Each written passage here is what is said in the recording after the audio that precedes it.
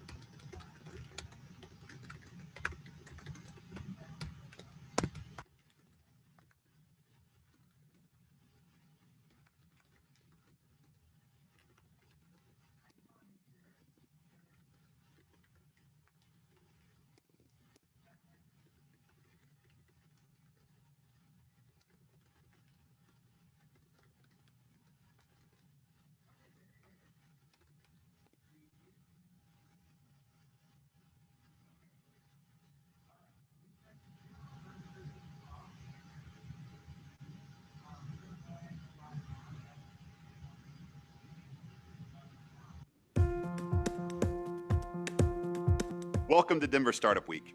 I'm Eric Matisik, President and CEO of Highwing and co-founder of Denver Startup Week. I could not be more excited about this year's event, as entrepreneurship has always been the heartbeat of our city. For the community, by the community, for the future of the community is why this event has existed. And now more than ever, it's important to give back and to educate those entrepreneurs who are building the companies of our future. We're able to bring Denver Startup Week to this community thanks to our sponsors. Join me in thanking our title sponsors: Downtown Denver Partnership, JP Morgan Chase, Prologis, and Zero. Our track sponsors who've made all the great content you're hearing today possible: Battery 621 and Public Works, Capital One Cafe, Palo Alto Lending Source, Friday Health, Quizlet, Exactly, Zayo, and Zestful. Our headline event sponsors are bringing the excitement this week. Thank you to Wix, Kinzon, MAPR Agency, Obsidian HR, Kickstart Fund, Promontory Mortgage, Molson Coors, and Comcast. Finally, thank you to our partner and member sponsors listed on the screen. Please look out for these companies as you enjoy our virtual Denver Startup Week, and don't forget to use hashtag DEN Startup Week to share your experience and moments of inspiration on social media all week long.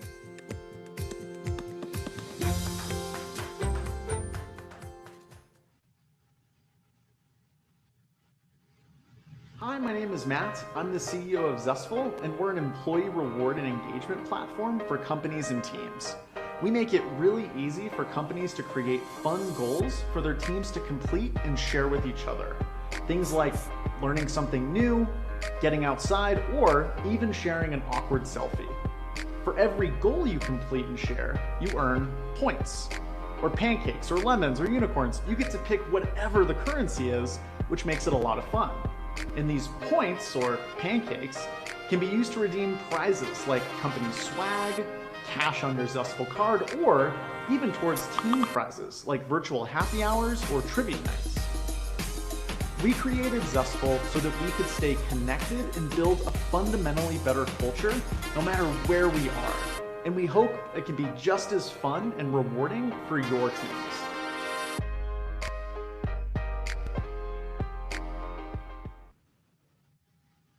Hey everyone, good morning and welcome to Denver Startup Week. My name is Olivia Omega. I am your founder, track chair, and part of the organizing committee for Denver Startup Week. Again, thank you for joining us for our first ever virtual event. If 2020 has taught us anything, it's that we are more powerful when we come together as a community to share ideas and help make each other better. At Denver Startup Week, we strive to make all of our sessions a space where attendees can connect, learn, and grow regardless of age, gender identity, gender expression, race, ability, sexual orientation, or the combination of those identities. There's something for everyone here at Denver Startup Week. Thank you again. As we kick off this important session, we are talking about money, and I want to welcome David.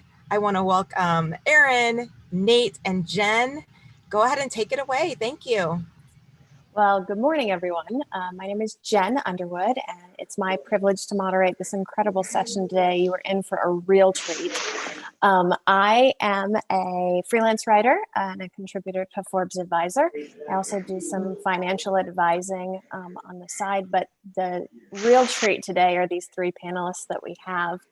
We're going to hear from three incredible founders who are willing to share not only what they've learned over the challenges of their startup, especially with the relatively stressful context of funding this startup that you're now passionately engaged in. But they're going to share their mistakes too. And I just love their heart. I love their energy. And you're going to be in for a huge treat with this crew. So I'm just going to introduce them in the order they're on my screen. So no particular favorite here. We're going to start with David. David is the co-founder of Fingal, and Fingal is an incredible service for financial institutions to help better engage their employee or their customers. It's mutually beneficial to the customer and to the company, and the beauty of it is that it's designed to help individuals find money in their budget without changing their spending habits. Just by making subtle, nuanced changes. He's got a great team that analyzes transactions of customers and gives them really targeted, customized advice, which is incredible. Aaron Beck is the co-founder of Wana Family and Kome, incredibly inventive childcare solution. Especially in the season of COVID, they're doing some really fantastic things with offering childcare to first responders and to essential workers. Great benefit to the employer and to the individual. Takes opportunity of some cooperative engagement through an app to really help find creative solutions to childcare, such a huge barrier to long-term employment. So thank you for the work that you're doing. And then last but certainly not least, Nate Washington. And Nate is the co-founder of Coins. Really, I could not get more excited about Coins. It takes a look at the challenges that we all have with our own economic behaviors, and really acknowledges that we get into debt through lots of reasons, but looks for creative solutions to help pay down debt. And so automates extra payments, reduces interest over time, and offers some really creative financial coaching. I did not do justice to any of those. Please go to their websites and learn more. They are phenomenal. And with that, I want to start out with a question for all of you. Just to give this group a little bit of background, can you tell us just a bit of where you were when you approached the startup? What had you done to kind of lay the foundation financially to be in a place to jump into this new company? Let's start with Nate. Yeah, so for me, I'm not sure that I really did a great job of laying the groundwork financially before jumping into starting a company, that's for sure. But for me, you know, when we started Coins, I actually had just shut down my startup. So, you know, I'd started two before Coins. Both of them failed, and I just decided I wanted to come back for more punishment. So I started a third company. But I was post-college, working part-time jobs, you know, whether it was as a server, whether like a cashier, et cetera. Had never made more than $12 an hour in my life or anything like that. But, you know, at the end of the day, I knew that I wanted to build something. So, you know, I went into work during the day, and at night I would come home, you know, whether it was 8, 9 o'clock at night, and just put in the hours that I needed to work on my idea or to work on, you know, the app or whatever it was at the time, and just get to where I needed to be. Awesome. Thanks, Nate. Thanks for that. Really makes this an approachable place for anybody to join in. So thanks for setting that tone. Erin, how about you? We came from a unique place in terms of finances for doing a startup. My husband and I had both been in the startup world of SpaceX, left that job, put everything in storage, and went backpacking around the world for 15 months. We hit 5 continents, and we had at that time no home, no job, and we're living entirely off of savings. So in order to make a lifestyle like that work, we had to be extremely regimented and precise, down to the quarter that we lost in the rental car in the outback of Australia. That went into the spreadsheet. I'm not kidding. when we came back from that trip, we decided that we never wanted to stop traveling. Traveling doesn't necessarily mean that you're always somewhere new in the world, but it does set a tone for your lifestyle. And I find that it's very suitable to the lifestyle of a founder. So when I had my daughter 4 years ago and decided that I wanted to leave the office 9-to-5 job and be mobile and remote so I could always be accessible to her, we went right back into that lifestyle, right back into that spreadsheet. And that's what, not saying that that's always worked, but that was the foundation that we used to get the financial situation settled for doing the startup. Fantastic. Thanks, Erin. And David, do you want to weigh in on that? Yeah, sure. So I came from established startup, the last company that I helped found. And as we were preparing towards exit, moving to the next phase, for years, my wife and I wanted to start FinGoal to help folks. Basically, we're trying to solve the savings crisis to help folks have more of a safety net, really some financial breathing room. And as part of that, we spent probably about 24 months living off of just half of one of our paychecks, because we knew that that's what we would have to do if we decided to go full time on this, and then put all the rest into savings. It wasn't a crazy amount of money, but really it's by reducing the amount of cash burn you have, just like we all do as founders, we extended the runway that we could have personally. And then once we took the jump, and I went full time, and we brought on 2 technical co-founders who came on full time. In our early days, at the end of every month, it was a monthly check-in, but we made a commitment to ourselves of, hey, we're in this for another 90 days. At like the terms that we're at now, we know this is tough, but 90 days was kind of the forward amount that we could commit to this. No one's going to go take another job somewhere, whatever. Like, I'll keep paying them, that kind of thing, out of my personal savings. It wasn't a ton of money, but it was something, right? But we were starting to burn cash, and that was really, really important It really only was important for maybe the first 9 months before things became real and we got a little bit of traction moving. But that commitment, amongst the founder team and with my wife and me was really, really critical so that we had like clear eyes going forward. Yeah, awesome. And for those who might be brand new, can you just give us a quick definition of cash burn? Oh yeah, sure. So it comes from like the startup finance context. It's how much money are you spending every month beyond the cash that's coming in the door through revenue. So if you're pre-revenue, every dollar you spend is a dollar that you are burning. And if you're living off savings in the personal life, we look at it the same way. Awesome. Thank you so much.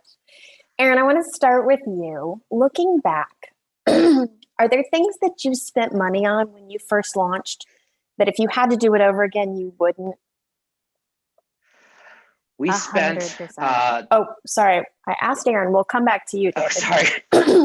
It must be very important, and I'm okay with that.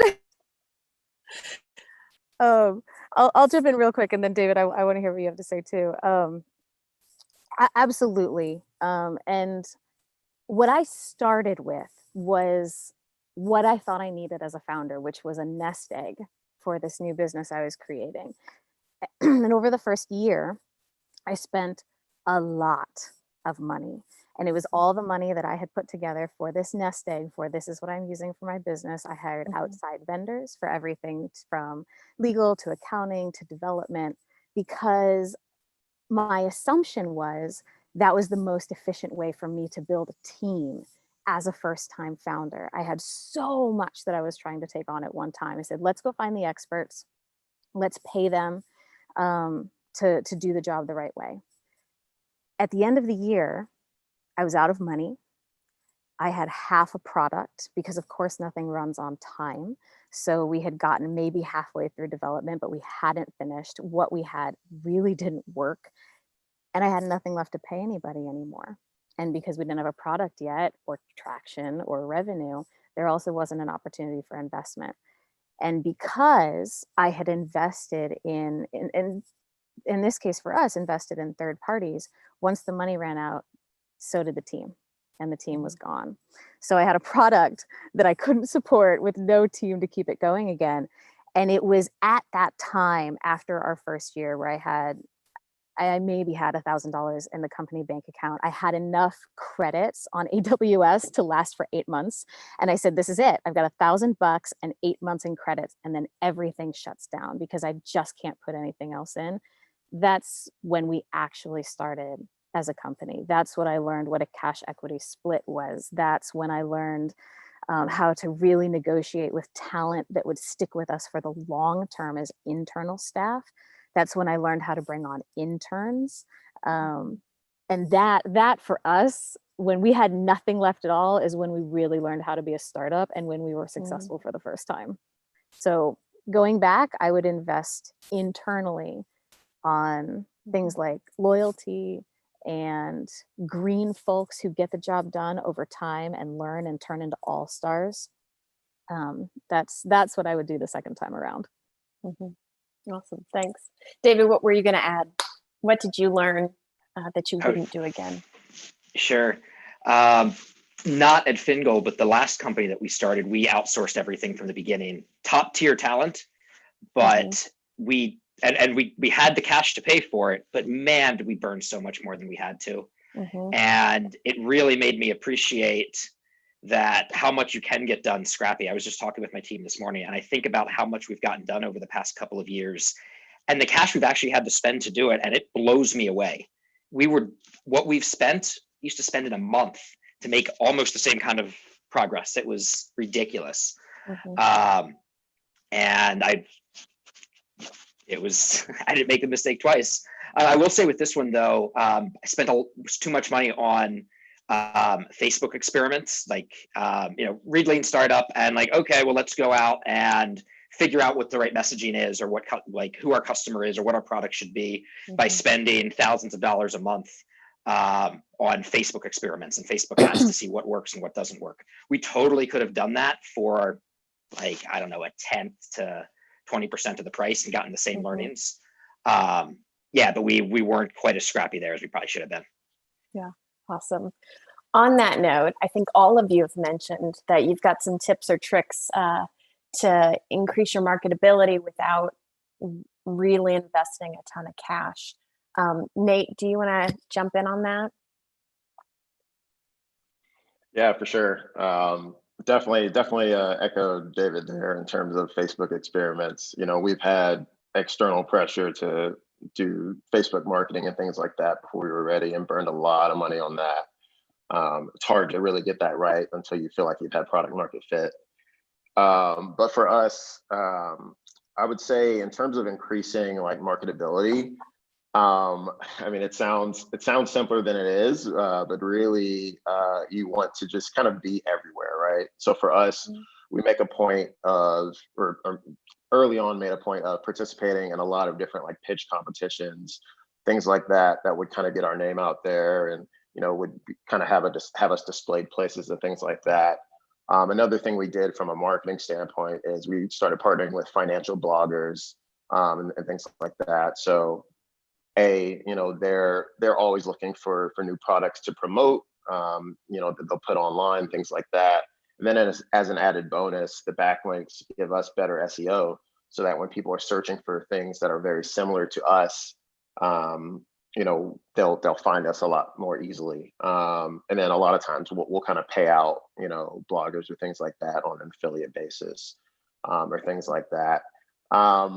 Yeah, I mean, the Facebook ads thing, it's tough because you really need a lot of money to do it well, and a lot of times the leads that you get aren't always going to be the best customers for you, for a consumer facing business. But I would say partnering with publications, and then also getting your customers kind of riled up, right? I'm an ex Chick-fil-A-er. I worked there for 4 years, and one of the things that they talk about a lot is raving fans, right? It's one of Chick-fil-A's core philosophies, and it's people who love your company and love your business so much that they're going to talk about you and sing your praises, you know, any day of the week. You know, there's a reason why people are always complaining about Chick-fil-A being closed on Sundays, right? So for us, we've always felt like customer service is a competitive advantage for us. You know, a lot of financial apps, financial institutions kind of get a bad rap, for not always having the best customer service. But for us, we wanted to kind of go above and beyond, and kind of create our own raving fans, so that it creates marketing for us for word of mouth. Awesome, thanks. Anybody want to weigh in on marketing ideas before we jump to our next topic? I really, really love the trap that we all get into with the Facebook ads and the Google ads, and similarly, we had external pressure from, and you know, this is just from pitching and in conversations. People wanted to understand what our cost of acquisition was, and I had absolutely no idea. What I knew is we didn't have product market fit, and I didn't feel ready to spend the money on marketing dollars. So what we did was we ran all the ads. We did blogs, Facebook, Bing, Google, the whole set for 2 months. And that was it. So 2 months, we got a cost of acquisition number. I said, that's close enough. And I know with optimization, we can do better. And we shut it all down and put our focus back into product. And at the point where the product was driving organic traffic to, in our case, it's a mobile application, then we knew we had something right. So that was our trick, is we did 2 months, we got the cost of acquisition number, we cut it all off. And that, at least we have something now we can use for budgeting. The other thing is I have to give a lot of credit to the co-founders of Kome. So Kome was the market leading competitor for cooperative childcare domestically as of 2019. We acquired them last summer. Amy Husted and Audrey Wallace were their co-founders, put their time and effort into deep content for SEO for their website and their social feeds, and built up, when we had an analyst actually look at it, something like $14,000 a month in value of SEO through great content. So seconding where Nate came in, investing your time in things that are shareable, that are value added, that in itself can be a voice that markets on its own, no dollars, and creates a foundation that continues to drive people into your product. Now we've transitioned largely to partnerships where we might be able to reach 80,000 members of a community through a workplace partnership and providing affordable benefits for that workplace. That if you look at that in terms of cost of acquisition numbers, that would be extraordinarily expensive. Whereas instead, by adding value through that partnership to that organization, we can achieve that reach without cost. Awesome. I want to go on the partnership thing. We made a decision really early on to be partnership focused. Like that was just core to who our organization is. And it's more fun that way, for one, right? Like our team is collaborative internally, and collaborating with external parties is a really fun way to work. And we don't know everything. We have unique insights that we can help share with partners, and they have unique insights that they can share with us. And then when we find partners that are much larger, but maybe they're looking to be more innovative or more hip and cool or whatever it is that we can bring to the table, or maybe it's just our unique value prop, they also have big old marketing budgets, right? And we can tag along with them. And it's like they love doing that, right? It's unique content. It's not something that they have to go out and build. And whether it's something that it's an event like this, or if we have somebody on the team, it could even be an intern who's writing up a piece of content that's going to be shared on Oracle's blog or something like that, right? And that just gives you a ton of industry credibility. You meet a lot of really cool people that way. You invite a lot of great serendipity, and it doesn't cost you a dime, right? It's the smart way to run a business at any size. But when you don't have cash to burn on marketing, it's a great way to drive growth. And does everyone know HARO, HARO, help a reporter out? We have gotten the best press coverage, and you just sign up to the feed, you submit to all these articles, and you can get some really fantastic coverage, even if nobody knows you yet. So HARO, help a reporter out. That is a cool service. Awesome. Thank you. So you've had a ton of ways to save money with marketing.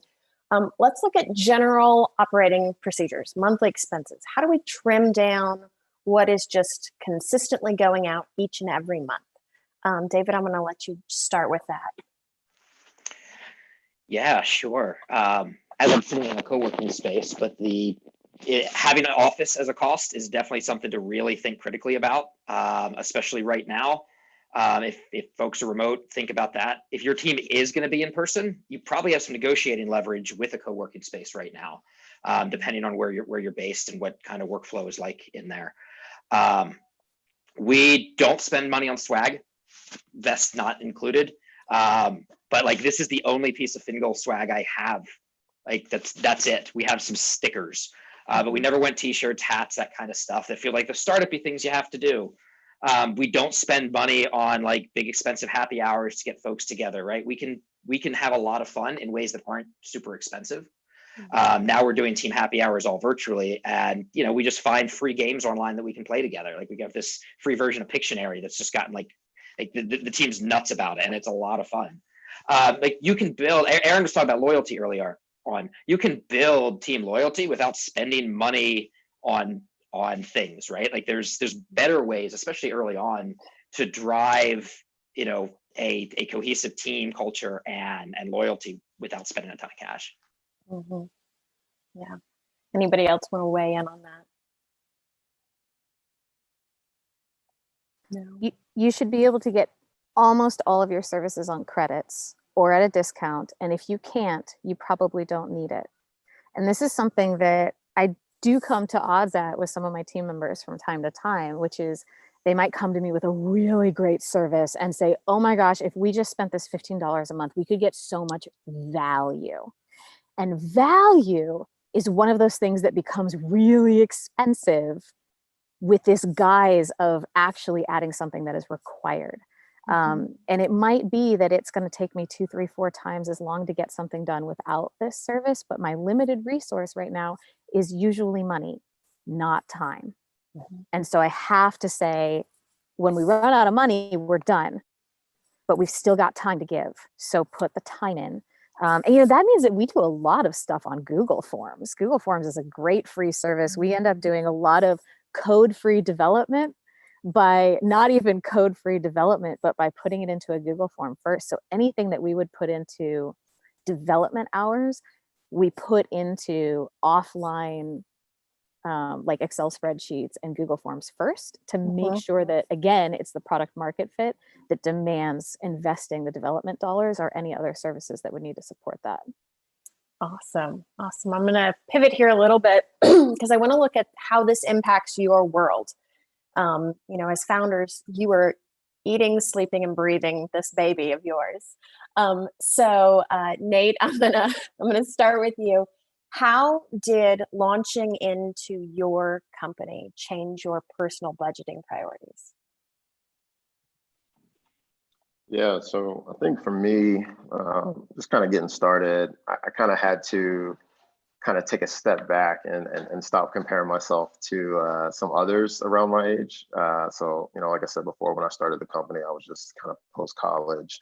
I had a lot of friends who were, you know, going out, you know, getting nice houses, nice cars, things like that. And I wasn't quite there yet.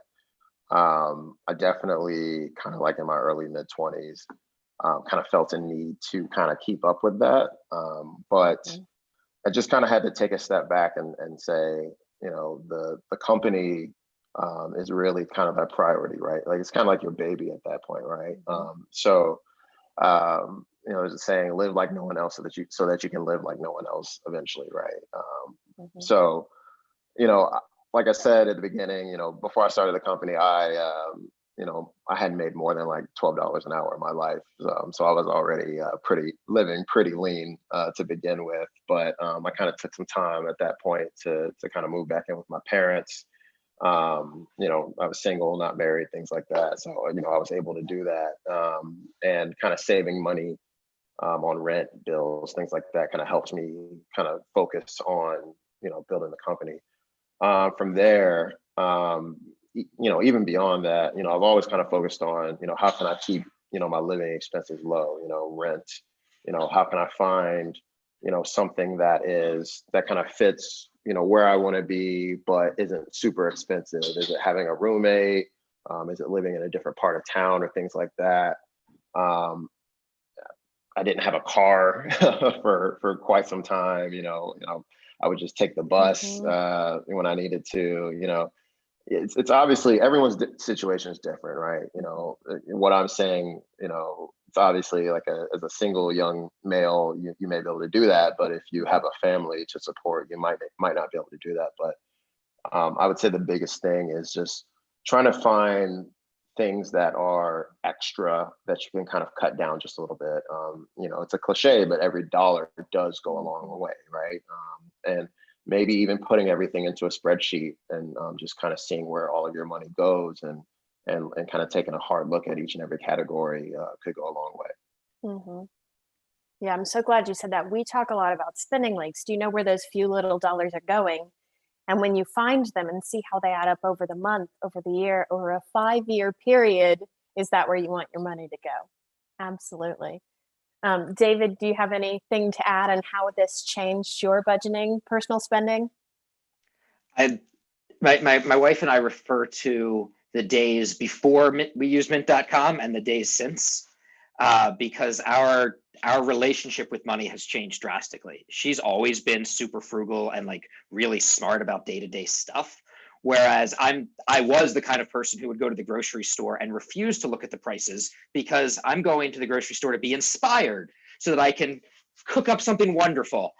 And like now I laugh at younger me, at pre-Mint me, because I look at how much I was spending. And I was happy, but I wasn't any happier than I am now. Right. And now when I go to the grocery store, I start like, let's say we're, you know, our family eats meat a couple nights a week. And I start by going, you know, I go to King Soopers and I check out the all the way at the far left. That's where the manager specials are. It's like, okay, are we going to have steak or pork this week? I don't know. Let's find out. And then work backwards. Right. And, you know, we found a deep freezer on Craigslist and made really good use of that. So, you know, we could plan multi-weeks in advance. Meal planning was huge. I was eating out and going to the bar a lot to like meet up with friends and things like that. And, you know, a lot like we now have had to find different ways to socialize, you know, since COVID. I just stopped using happy hours as the way to socialize with folks because, okay, we just hung out for 2 hours and I just spent $60. Damn, right? where what if we did something else? Like what if we went on a hike and, we brought a 6-pack with us, right? You can still, have a couple beers. That's great, right? Or better yet, I stopped paying for a gym membership and happy hours and instead started buying day passes to play racquetball with friends. And I would just like 3 times a week play racquetball. And I was paying about the same amount for the gym, but only when I would go. And I was also like scratching that social itch too. Instead of spending money doing something less healthy and cash at the bar, I'm doing something fun with a friend, right? But anyway, that was a few things that we did. Awesome. I'm glad you jumped in on that idea of the social element and doing happy hours. Let's transition to the things that we do to maintain professionalism, the appearance of being an established company, and how often that can be tempting to spend a lot of money just to do that. How have you found ways to meet with clients, to network that are also cost conscious? I'm going to answer real fast. So we specifically went with vests for the team because it was something that you could wear year round over top of whatever else you had, instead of having to have a different shirt that was worried about cleaning and wearing out and all that kind of stuff. And I was very open about that on a conference call last night with a very large corporate partner. It was like, oh, I love that vest. Can we get one? And I was like, join the team. But I said flat out, I'm cheap. Instead of buying 10 t-shirts so that I can, have Fingal brand every day, I can only just buy one vest, right? But it's little things like coffee meetings. I would show up with my own reusable mug 5 minutes earlier than the meeting, but I already had my coffee. And you know what? Starbucks or whoever didn't get my money that time, that's okay.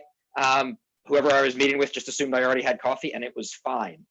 All the way to I don't pay for Zoom. I use Google Meet because Zoom is just another subscription I don't need. And that's fine. If someone's corporate network doesn't support what I have, they'll send me a WebEx or a Teams or their own Zoom link. And that's cool, right? They feel like they're the one putting me out rather than the other way around. Anyway, that's a few things that we do. For us, it's all about boundary conditions, which has come up a lot. And what that means for us is when we're setting up either the business finances or the personal finances, we look at what we've been spending over the past 12 months. And that tells us exactly how much runway we still have, because we can break it down. This is how much we are spending exactly per month and on exactly which category. And for things like food, going out, coffee, dinner, entertaining, we have one bucket, and that bucket can either be applied for us or for somebody else. The supplies bucket can either be something we need, like paper towels, which actually we don't purchase anymore, or it could be a gift. Right? It's either for us or for someone. And when I have to make decisions about, am I taking someone out to lunch today, or am I buying myself coffee, or am I buying groceries? That's the limit that I've set. And I can have confidence in that because I know exactly what I'm spending per month and therefore how long the money is going to last. So by setting those boundary conditions, that helps when I need to make a decision.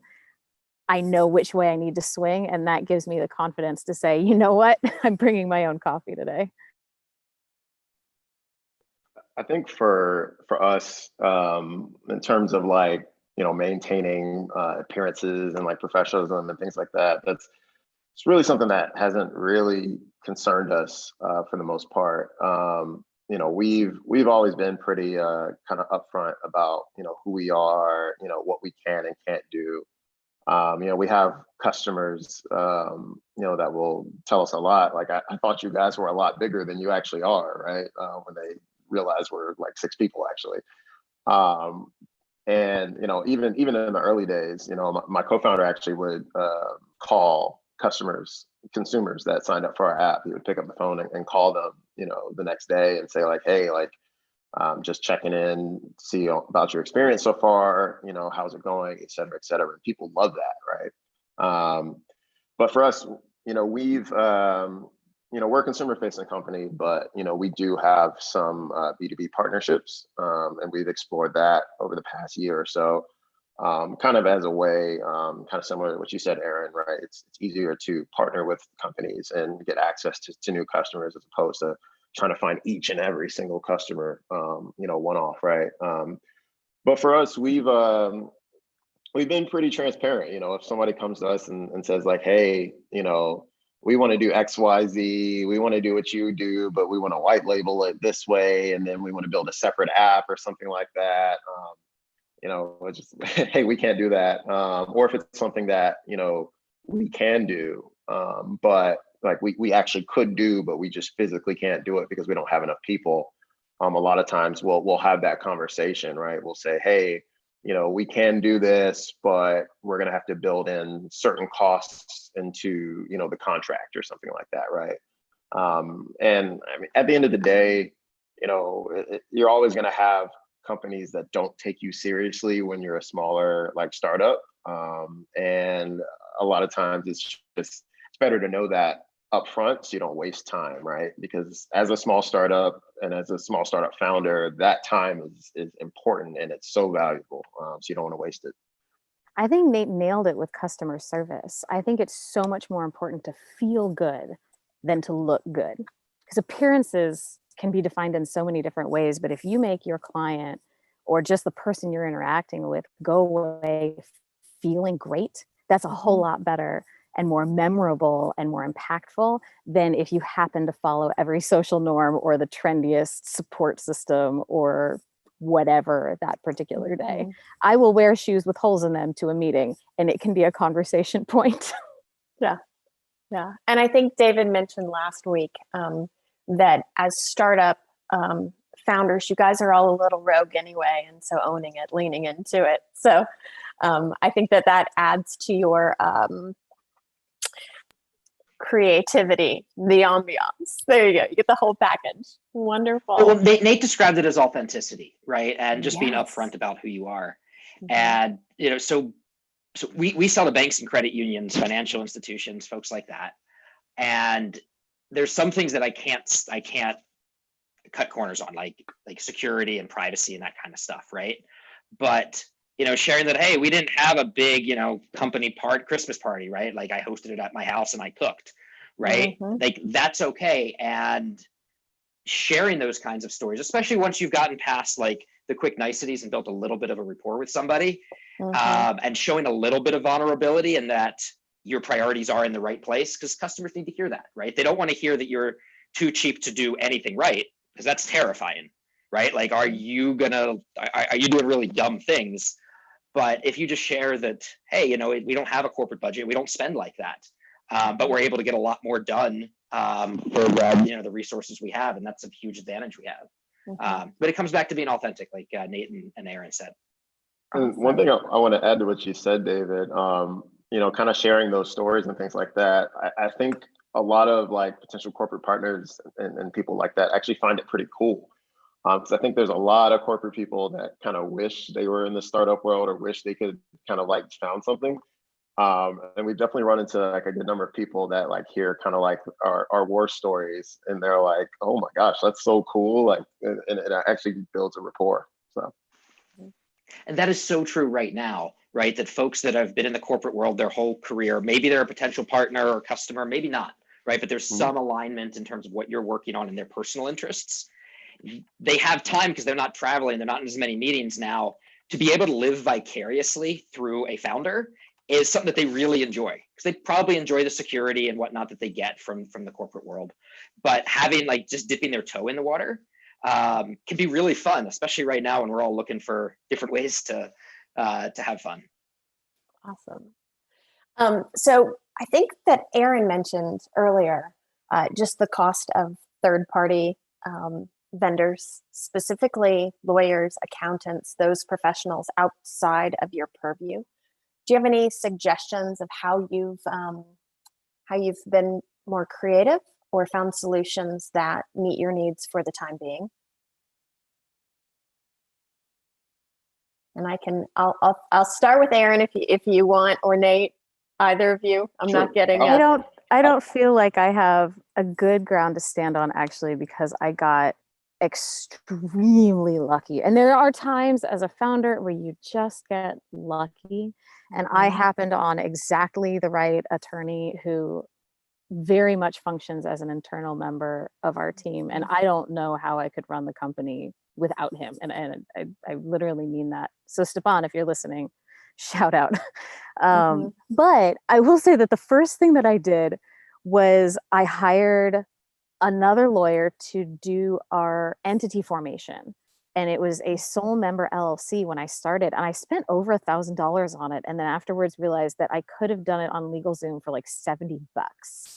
So that's something to have confidence in yourself as well, to at least give it the first try, or to join another founders group and see what they did for their first try, because you can save a lot of money just by doing the simple stuff yourself. So if you can find a peer group that helps you identify what is simple and what is not, that's a great way to start. Fantastic. Nate? Yeah, I think Aaron hit the nail on the head. Hopefully, my attorneys aren't watching either, but they are very, very expensive. And we have definitely racked up some legal bills just over things that we just could have set the scope better, right? For us, early on, we incorporated through LegalZoom, and I know LegalZoom gets a bad rap for oh, don't do that because it's just going to cause more work for your attorneys down the line to clean up.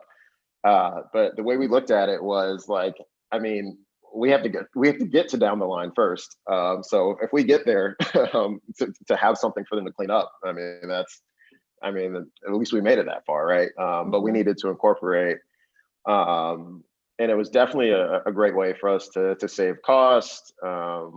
We still actually use LegalZoom for certain things, but I would say another thing, kind of what Aaron alluded to, like you really kind of have to like you set the scope for like development work or things like that. You have to set the scope for your legal work, right? I don't want to encourage people to not use their attorneys for what they should be used for, but your attorney doesn't need to be used for every single thing that comes across or comes into your inbox, right? We made the mistake of, getting some documents. And it's like, okay, we just kind of want to be sure. So let's pick up the phone and call really quick. And those quick 20-30 minute phone calls add up fast, right? Even if you're just looking over small things. So yeah, I would say definitely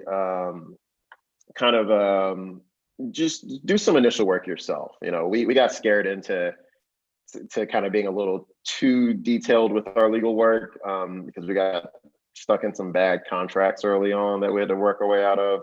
So we made some mistakes, and then we got super paranoid because of that. But beyond that, I would say look at resources, whether it's in your community or things like that. If you belong to like a startup hub, there's usually a lot of like free legal resources available if you look in the right place, right? Whether that's attorneys that are looking for pro bono work because they want to build a relationship with the company, as they grow, or whether there's credits or things like that. There's usually some stuff out there if you look hard enough. Excellent. There is almost nothing that you can mess up so bad that you can't fix at the point where you're mature enough as a company to do that. And I think that is one of the foundations of our fantastic working relationship, my attorney and I, is the things that I have done on the times where we haven't been able to be on contract because we've been low on cash flow. And I will do crazy things over those couple of months and come back and be like, okay, how do we fix this?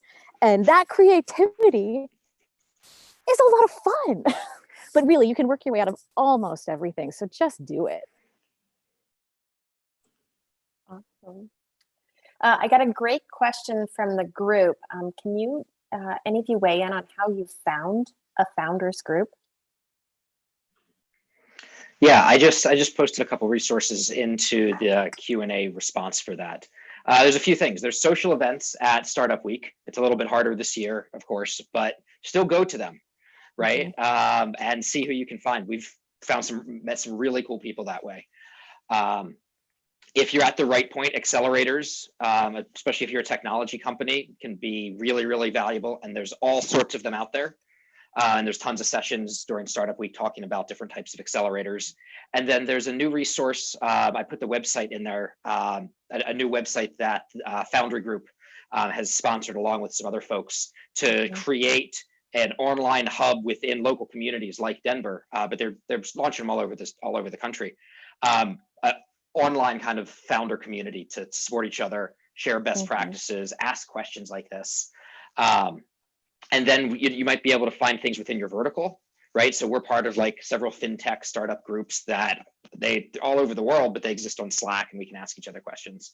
But having a peer group is super, super useful.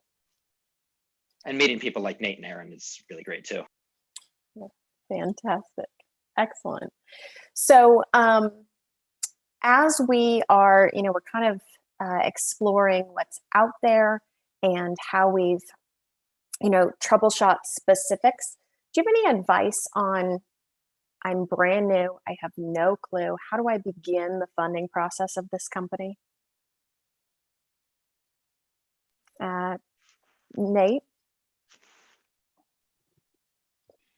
Yeah, so pitch events are definitely key. So early on, especially my co-founder signed up for every single last pitch event that we could find. Even if you don't win, the exposure, you kind of getting out there, and then the people that you meet or that remember your face or recognize your face, you never know, right? We've had people that we met at a pitch event that we participated in that ended up being a judge at another one down the line, right? Which is obviously an advantage. And then beyond that, we were incredibly just scrappy early on. We bootstrapped to the point of until the point to where we got into an accelerator. So my co-founder and I, we still had day jobs, and we were almost kind of self-funding the company with the money that we were making from that day job, right? We thought we were ready to raise money way sooner than we actually were. And you start a company and then you start trying to fundraise immediately in the first year, and then you're frustrated that nobody really believes in you as a company. And then we actually ended up getting our first term sheet from an investor who wanted to put money into the company, an angel, almost a year in, and we actually turned it down. It was for $100,000. And it was one of the things where we got the term sheet, we were really, really ready we were like, $100,000, this is amazing. Like we imagine what we can do with this, right? But we kind of really took a step back and looked at kind of where we were and kind of how much of the company we would have had to give up. And we really decided to bet on ourselves and kind of push that down the line. A few months later, we got into an accelerator that gave us $20,000. It's obviously not $100,000, but the terms were much more favorable. And from that $20,000, we were able to start growing and kind of start on our journey. The next year, we won a pitch competition for $50,000, which at that point, that kind of, put us in the next phase towards fundraising, and we used that to be able to raise our first full round of funding. But I mean, you really do have to kind of put your own skin in the game, right? It's going to be tough to raise money from investors early on. I mean, you hear about all the stories of people, they raised X amount of money before they launched or things like that, right? I mean, those are so few and far between. You just hear about them because they're amazing stories. And then, for me and my co-founder, looking at me, and then, I'm Black, he's Latino. We already knew that the odds were stacked against us and that we were going to have to dig deep and just kind of bootstrap this until that time came. So yeah, pitch competitions, fund it yourself as long as you can. And then you'll know when it's time, when it's ready, when it's time for you to fundraise. Fantastic. Anybody else want to weigh in on that? I'm going to throw around some numbers that you guys have probably heard that maybe even aren't real, but it's going to make the point, which is they say that 9 out of 10 startups fail, but then they'll also say that only 1% get funded. Well, so that means if you're taking 100 startups, of the 10 that succeed, only one of them got funded institutionally. Well, what happened to the other 9? And I started thinking, well, why am I fighting to be in the 1% where I would much rather be in that 9% that makes it, because of, you know, understanding that, kind of like Nate said, you know, the George Clooney's are the 1% of acting, but then there's everybody else that is a successful working actor that gets to continue doing what they love and growing in their craft. Can I be that founder instead? And it was a year and a half before someone offered us our first check. It was for $10,000. It was 2 years before we accepted it. And it took me a while to realize that we had a long way to go before institutional funding was even going to become a possibility for us. We are still working towards that stage. We're working towards that stage, and we're an international company with 25,000 users on it. But the most important thing that we did was actually accept that $10,000 check. And I think that's something important for founders to realize also, that I initially turned that down because I said, I can't run my company very long on $10,000 differently than I'm doing it right now, which is burning almost nothing. I think I need 12 to 18 months of runway. That's what I've been taught as a new founder. When I finally, she finally sits me down for coffee. She says, look, I'm going to Africa and I'm going to start 3 companies over there. You either take this money or I'm giving it to somebody else. I said, okay, I'll take the money. It was the best check I ever took. The best, because for the first time I was at least able to pay a stipend to the people who'd been volunteering their time to get this off the ground, just enough to say thank you. It was enough to bring the lawyer in so we could do our first acquisition. And from that $10,000 check, we went from a web product that did not work and 300 users that were my friends and family that still didn't use it. And literally 12 months later, we'd acquired 2.5 companies, grown international, had full production apps, 20,000 people, and had raised 200 grand. All from that one tiny check, and that whole 200,000 from individuals who are putting in 10,000 at a time. So there's so many different ways to make your startup work. It is okay to go in with conviction, doing something that is unconventional or different than what you've been taught, because there are other paths to success than what you might hear on a panel from all of us been there, done that folks. Yeah, I think the one thing we're gaining today is that you all took different paths. You did some things the same, you did some things differently, but the mistakes are correctable. Thank you. I think that's so invaluable. As we kind of get towards the end of our time here, I'd really love to know, sorry, I totally just lost my place. Erin, you touched on this briefly, that you've learned some hiring practices as a startup. Can you go into a little bit more detail on that? I am so passionate about this, so I'm so glad you asked it in the last 5 minutes. I think you know how passionate I am about this.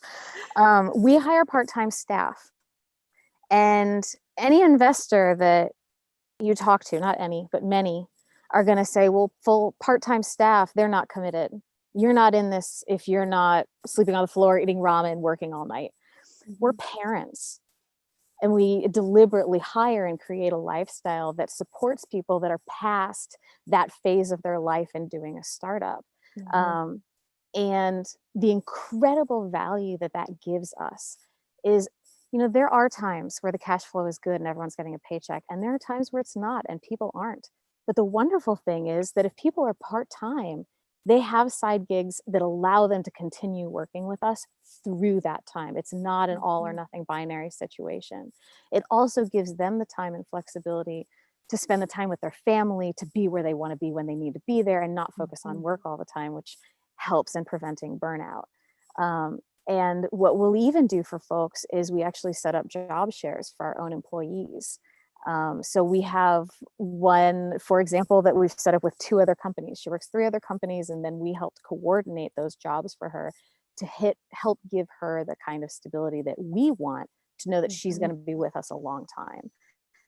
It has been immensely successful being able to hire in that way. And so, you know, again, it's okay to do things with conviction that are unconventional when you know what the benefits are and can speak to that and say, I know I made a decision that's not the same as everyone else. This is why, and this is everything we gained from that. Fantastic. Well, thank you all so much. I just want to do some quick highlights from this awesome panel. I think we've heard a lot about setting boundaries. Don't let other people set boundaries for you, but you choose where you're going to establish those financial boundaries. Getting creative, using credits and free tools to help guide you in this process. Really leveraging your time more than your money at the beginning, realizing that time is the resource that you're far more plentiful in. And then being creative, not necessarily letting expectations guide where you spend that money. I'm going to have everybody in the room just share how to get in touch with them if they would like before we wrap up. David? Yeah, sure. I put it in the chat as well, but if you're on YouTube Live, I don't think you can see that. David at fingoal.com. I'm super accessible, or at fingoaldavid on Twitter. Fantastic. Nate? Yeah, so you can contact me at Nate at Coins, and I should explain how Coins is spelled. It's QOINS. So that's Nate at coins.io. And then on Twitter, I'm at nwashjr2. You can also find me on LinkedIn at nwashjr. And Aaron? Having a hard time on mute there, sorry. Aaron at wannafam.ly, you can get me direct, or wannafam.ly or mycome.com, and it's all in the chat. Fantastic. Thank you all so much for your time. I really appreciate you volunteering your time to spend with our audience today. Those in the audience, thank you so much for joining us. I hope that you got half as much out of this as I did. And I've heard all of this before, and I'm still blown away by their willingness to share. I hope you have a great day and enjoy your next session. And thank you so much to Denver Startup Week for inviting us and letting us share from our heart and our passions. Thanks. Thank you guys so much.